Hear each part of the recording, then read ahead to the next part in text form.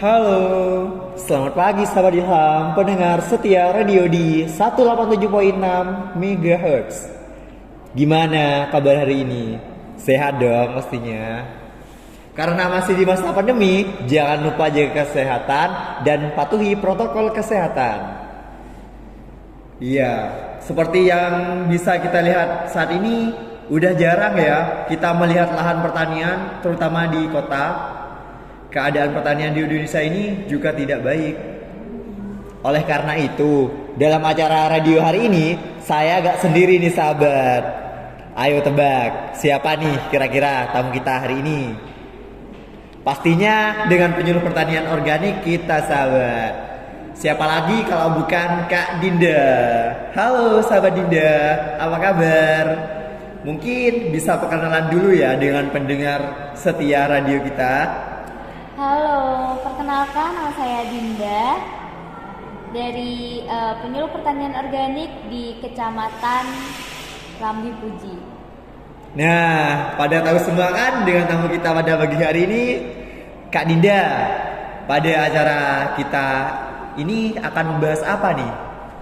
Pada acara radio kali ini saya akan membahas tentang seputar pertanian organik nih Kak. Wah, pertanian organik ya. Mungkin nantinya pendengar ada yang mau tanya-tanya nih, boleh langsung menghubungi kami di nomor 0813 4352 9988. Mungkin Kak Dinda bisa langsung menjelaskan nih tentang bagaimana keadaan pertanian di Indonesia saat ini. Ya, mungkin sahabat di sini banyak yang masih belum mengetahui nih Kak, jika keadaan lahan pertanian di Indonesia saat ini nih sedang krisis. Wah, parah ya. Krisis apa nih Kak? Jadi lahan pertanian kita itu kayak kekurangan unsur hara gitu Kak di tanah, sehingga tanah pertanian di Indonesia nih jadi tidak subur. Lalu bagaimana sih Kak agar lahan pertaniannya subur kembali? Salah satu cara yang bisa kita lakukan ya dengan pertanian berkelanjutan pastinya. Mestinya pendengar di sini mungkin ada yang nggak tahu nih tentang pertanian berkelanjutan. Mungkin bisa dijelaskan dulu Kak? Ya, pertanian berkelanjutan itu adalah pertanian yang berlanjut untuk saat ini dan saat yang akan datang dan selamanya. Mungkin banyak yang bertanya-tanya nih ya, artinya apa sih gitu kan? Nah, artinya di sini tuh bahwa pertanian tetap ada dan bermanfaat bagi semuanya dan tidak menimbulkan bencana bagi semuanya. Jadi, dengan kata lain tuh pertanian yang kita bisa dilaksanakan saat ini dan saat yang akan datang akan bisa menjadi warisan yang berharga bagi anak cucu kita nanti. Adapun definisi lain dari sistem pertanian berkelanjutan itu adalah sebagai alternatif untuk mencapai tujuan sistem produksi pertanian yang dapat menguntungkan secara ekonomi dan aman secara lingkungan Kak. Berarti dapat disimpulkan nih bahwa pertanian berkelanjutan ini pertanian yang meliputi komponen fisik, biologi, sosial ekonomi, lingkungan dan juga manusia yang berjalan secara ideal untuk saat ini dan yang akan datang. Itu sih Kak. Wah. Lalu untuk manfaat dari pertanian berkelanjutan sendiri apa sih Kak? Nah, untuk pembangunan pertanian berkelanjutan bertujuan untuk meningkatkan pendapatan dan juga kesejahteraan masyarakat tani secara luas melalui peningkatan produksi pertanian yang dilakukan secara seimbang dengan memperhatikan daya dukung ekosistem nih Kak. Sehingga nantinya keberlanjutan produksi dapat terus dipertahankan dalam jangka panjang dengan meminimalkan terjadinya kerusakan lingkungan, sehingga nantinya anak cucu regenerasi kehidupan dapat merasakan hasil pertanian yang ada saat ini. Waduh, Kak Dindanya ini sampai grogi loh guys di depan kalian. Untuk pengaplikasiannya sendiri bisa dengan cara apa Kak? Untuk pengaplikasiannya sendiri tuh bisa dengan cara pertanian organik Kak. Oke, karena kita sudah berada di pertengahan, sepertinya kita langsung saja nih memberi kesempatan pada sahabat-sahabat kita nih. Yo, siapa yang mau menelpon ini? Kita tunggu ini ya. Halo. Wih, ini udah ada yang masuk ini. Halo sahabat, kalau boleh tahu dengan siapa ini saya bicara? Dengan Riko Kusuma. Kak, saya mau bertanya tentang seperti apa sih contoh pertanian organik ini? Mungkin Kak Dinda bisa langsung menjawab ya. Baik, salah satu contoh pertanian organik ini seperti pengolahan nutrisi tanaman gitu, Pak Riko. Gimana? Kayak apa sih Kak pengolahan nutrisi tanaman itu? Oke, jadi gini Pak, pengelolaan nutrisi tanaman ini dengan baik dapat meningkatkan kondisi tanah dan juga melindungi lingkungan tanah nantinya Pak. Jadi, peningkatan penggunaan sumber daya nutrisi di lahan pertanian seperti pupuk kandang dan tanaman kacang-kacangan sebagai penutup tanah dapat mengurangi biaya pupuk anorganik yang harus dikeluarkan. Terutama sekarang kan sedang susah-susahnya nih subsidi pupuk gitu ya Pak. Nah, beberapa jenis pupuk organik yang bisa digunakan itu antara lain seperti pengomposan, penggunaan kascing, penggunaan pupuk organik, dan penambahan nutrisi pada tanaman dengan emulsi ikan dan juga rumput laut.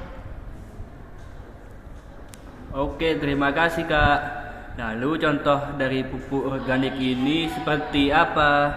Untuk contohnya sendiri ya Kak Riko, bisa mendengarkan radio ini sampai akhir. Karena Kak Dinda sebentar lagi akan menjelaskan mengenai cara pembuatan pupuk organik cair. Oke, terima kasih. Sampai jumpa. Nah, karena barusan sempat disinggung sedikit nih, karena kita akan membahas mengenai POC, mungkin langsung saja untuk Kak Dinda bisa meng-sharing ilmunya nih. Ya, di sini saya akan memberikan sedikit ilmu nih mengenai POC dari air cucian beras. Oh ya, mungkin dari sahabat-sahabat pendengar di sini belum tahu ya POC itu apa. Mungkin POC itu singkatan dari pupuk organik cair. Nah, teman-teman semua tuh kan tahu ya, air cucian beras itu menyimpan banyak nutrisi yang berguna untuk menyuburkan tanaman. Sayangnya nih, tidak banyak yang mengetahui tentang manfaat ini, sehingga air cucian beras itu biasanya langsung dibuang gitu aja nih Kak. Nah, air beras itu mengandung 90% karbohidrat berbentuk pati yang penting untuk hormon auksin atau alanin dan giberalin pada tanaman. Mengandung vitamin B1, vitamin K, protein, besi, kalsium, fosfor, boron, dan juga nitrogen. Wah. Ternyata cucian beras ini yang kayak gak berguna itu ya ternyata banyak manfaatnya loh. Iya, sebenarnya banyak sekali nih Kak manfaatnya. Untuk pembuatannya bahan pupuk cair dari air cucian beras ini gimana sih Kak? Ya, untuk bahan dari POC air cucian beras ini, yang pertama untuk alat dan bahannya. Oh ya, mungkin dari teman-teman ini bisa langsung mencatat nih Kak ya. Untuk yang pertama itu ada air cucian beras sebanyak 10 liter pastinya. Yang kedua ada cairan EM4. Yang ketiga ada gula merah sebanyak 1/4 kilogram. Kemudian ada air kelapa tua sebanyak 1 liter jika ada atau opsional. Kemudian ada ragi tape 1 butir, itu juga opsional. Kemudian ada tempat tertutup seperti ember, tong atau jerigen dengan kapasitas sebanyak 15 liter sebagai tempat penampungannya nantinya. Kemudian juga sediakan juga kayu atau bambu sebagai pengaduknya nih Kak. Waduh, mestinya pendengar setia ini semakin penasaran dong ya dengan cara pembuatannya. Ayo Kak, langsung jelasin Kak. Oke, untuk cara pembuatannya sendiri nih, yang pertama teman-teman bisa memasukkan air cucian beras yang sudah tersedia ke dalam tempat penampungan. Kemudian ambil sekitar 100 ml cairan EM4, kemudian masukkan ke dalam tempat penampungan yang telah berisi air cucian beras nih Kak. Kemudian setelah sudah itu masukkan pula parutan gula merah yang tadi itu ke dalam tempat penampungan tersebut. Kemudian masukkan air kelapa tuanya. Setelah itu hancurkan ragi tape dengan cara menumbuknya, lalu masukkan ke tempat penampungan. Kemudian cara selanjutnya yaitu aduk semua bahan tersebut hingga rata dan menjadi satu nih Kak. Setelah selesai mengaduk hingga rata, tutup tempat penampungan tersebut secara rapat dan diamkan untuk beberapa saat atau kurang lebih itu selama 7 atau 10 hari biasanya Kak. Nah, yang terakhir nih Kak, buka tutup wadah penampungan dan apabila terdapat belatung atau ulat itu biasanya berarti proses dari POC itu sudah berhasil gitu Kak. Wih, terlalu agak jelimet juga ya. Ya mungkin bahan udah, alat udah, cara pembuatan juga udah. Kan nggak fair Kak kalau nggak ada cara pengaplikasiannya itu ya. Ya, nah untuk cara pengaplikasiannya sendiri itu cukup mudah. Nah mungkin ini sebenarnya cukup mudah sih Kak untuk pembuatan POC-nya. Namun mungkin pembahasannya aja yang kurang, mungkin lebih mudah untuk dipraktekkan gitu ya Kak ya. Nah cara pengaplikasiannya yang pertama ini pemakaian POC itu dari air beras ini tadi dapat langsung dituangkan nih Kak dekat dengan akar atau disiramkan ke seluruh bagian tanaman yang Kakak ingin beri pupuk gitu. Kemudian ada pupuk cair ini tidak hanya dipakai untuk pemenuhan nutrisi saja nih Kak, tapi juga setelah tumbuhan dewasa itu juga yang siap berbuah itu juga diberi POC ini juga sangat bagus Kak pastinya untuk tanaman gitu. Wah, sangat bermanfaat sekali ya ilmu yang diberikan.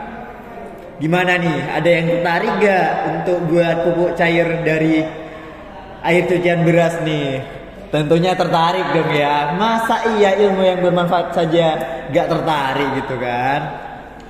Iya dong Kak pastinya. Apalagi semua pendengar nih pastinya punya beras gitu kan Kak. Masih masak beras tiap hari. Kan gak mungkin kalau gak cuci beras iya, gitu bener kan. banget Daripada airnya terbuang sia-sia, mending dimanfaatkan saja ya. Iya bener banget nih Kak. Mungkin cukup sekian deh sapa-sapanya dengan penyuluhan Dinda kali ini. Terima kasih ya untuk Kak Dinda yang sudah meluangkan waktunya untuk memberikan ilmu yang sangat bermanfaat untuk sahabat semua. Iya nih Kak, sama-sama untuk di sini juga saya sharing-sharing aja nih Kak sebenarnya ya. Karena saya juga perlu banyak belajar juga dari teman-teman semuanya gitu. Terima kasih juga Kak. Mohon maaf juga apabila ada salah kata di podcast kali ini. Terima kasih Kak. Iya, sama-sama. Terima kasih kembali ya Kak. Oke sahabat Ilham, terima kasih sudah ngeluangin waktunya buat denger Ilham bicara nih. Satu pantun dari Ilham. Jika ada semut di ladang, bolehkah numpang mandi? Jika ada umur panjang, boleh dong ketemu lagi. Dah, sampai jumpa sahabat setia. Bye-bye.